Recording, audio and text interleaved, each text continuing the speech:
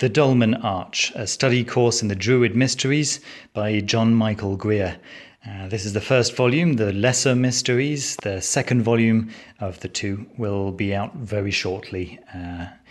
I believe possibly within this year, but certainly next year at the latest. This is published by Azoth Press. I believe that they're a subsidiary of Miskatonic Books. I just wanted to take a second to acknowledge Miskatonic Books' amazing customer services. I'm not used to to getting such personal, extra mile customer service. It was absolutely fantastic. Thank you so much. Something happened to the order, which was completely beyond their control. Something to do with the U.S. Postal Service, and they dealt with it in a way that I was just so happy with. Thank you so much. Let me talk a little bit about the book. This is the standard edition. There is also a fine edition. It's a slightly different price, of course. The fine edition has got actual slabs of granite in these places. The book is real leather rather than this bonded leather. I'm perfectly happy with this bonded leather copy. It feels very solid. It feels very nice. It's very beautifully made. I'm a big fan of the gold motifs there and details. I think it looks absolutely wonderful.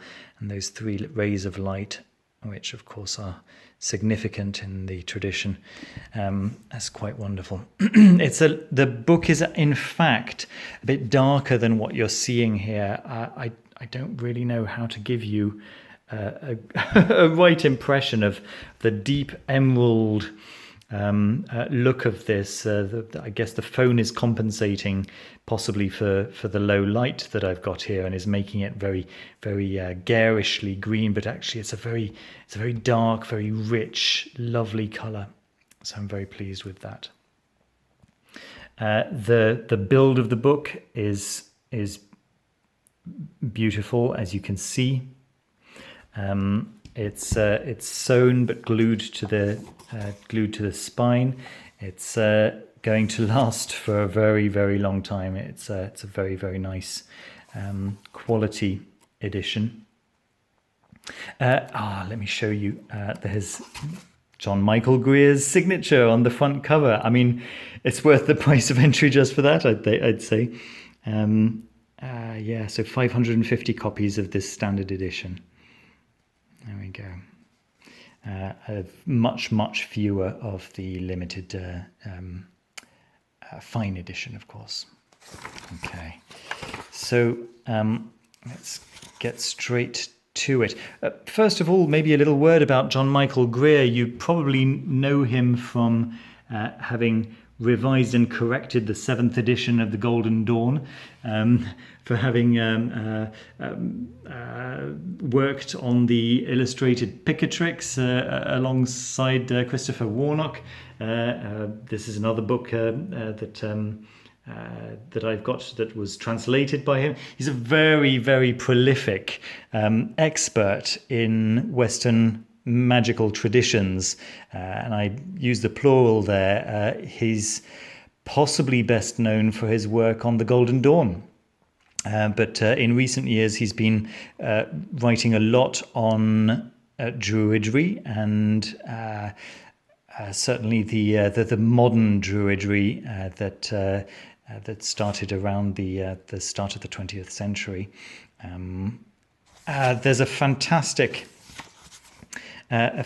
introduction where he talks about his ascension to become the Grand Arch Druid of the ancient order of Druids in America.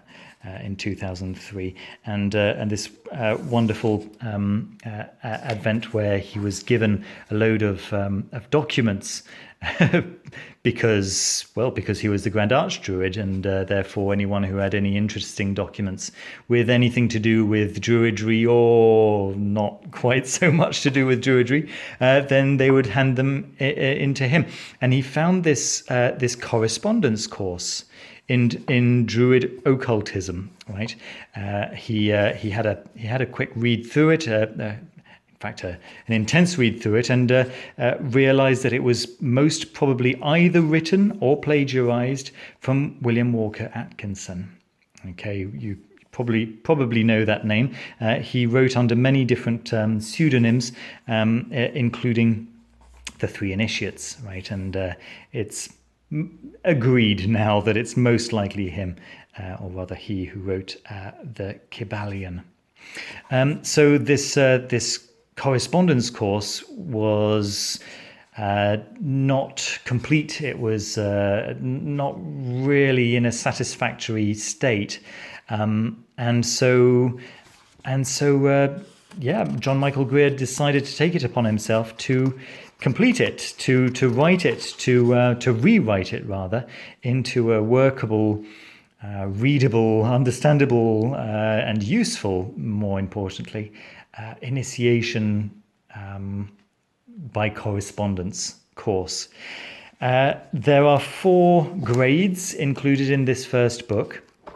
The grade of the initiate, the grade of the Nuidian, I'm sure that's not how you pronounce it, is the initiate. Then you have the Damcaniru, however that's pronounced.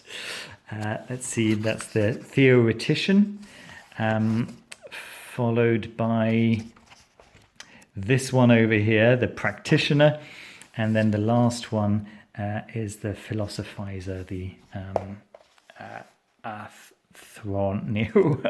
I've no idea how to pronounce these things. So it's mainly based on Welsh Druidism, from what I understand. Although, in truth, having only really read through the first grade papers, the novice grade papers, I'd like to really fully master those and understand them and have them memorized before I move on any further. The parallels with the Golden Dawn are quite obvious. However, the differences. Okay, I'll get to the differences in a moment. First of all, the parallels. The probable reasons for those parallels is because, well, we don't really know exactly how the Druids led their initiations anymore. There aren't any written documents that are reliable documentation of how they did their initiations. However, it's quite reasonable to use well-known frameworks and then to introduce the ideas of the Druids within that framework. So the framework is one that we all know very well. You know, first of all, you learn to meditate, then you learn the different directions and the different planetary attributions and so on and so forth. But the attributions are just slightly different, right? But they seem to make so much sense. So the symbols used. So, for example, we're used to this being Venus, but here it's Saturn, and it's because it's a circle going down, and it's going down beneath, so lower than down. Okay, this is Venus. This is the circle with a going down, and then this is the circle going down and further. And in the same way, this is Jupiter with the circle and the array simply going up beyond the limits of up. That's really nice. And each direction is attributed a planet, and the center where the practitioner is standing is also attributed the moon, in fact. So then we learn about a sphere of protection, so very much like the LBRP, but different in very key ways. And then an introduction to meditation, how to meditate. All of this is very standard in all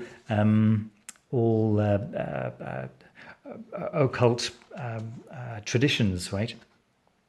But then we get to the Mabinogion, and this is where it gets very interesting, because the things on which you are invited to meditate are Druidic in nature. The Mabinogion is possibly the best known Welsh epic, right? And it's introduced here as a focus of meditation. And having in fact read through these first pages, reading then this first branch of the Mabinogion, which is fully translated, it goes on for quite a number of pages, and you can suddenly see what everything relates to. It's a very strange story, but then suddenly you realize that this or that represents this or that aspect of existence, and it reads very much like, say, I don't know, the Bhagavad Gita. It's absolutely thrilling. There we go, and then it continues. It's absolutely fascinating. The presentation is beautiful. I really like this kind of two-tone look, but there are also beautiful illustrations every now and again. Just really, really nice.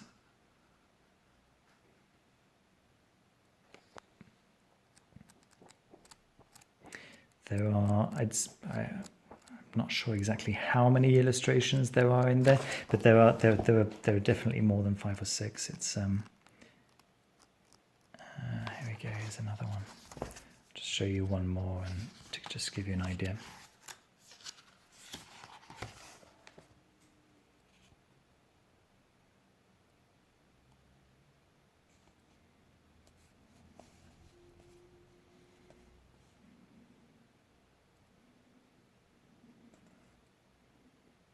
There we are.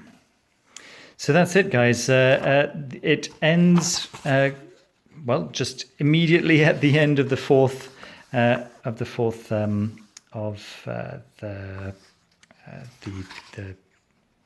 grades. Sorry, yeah.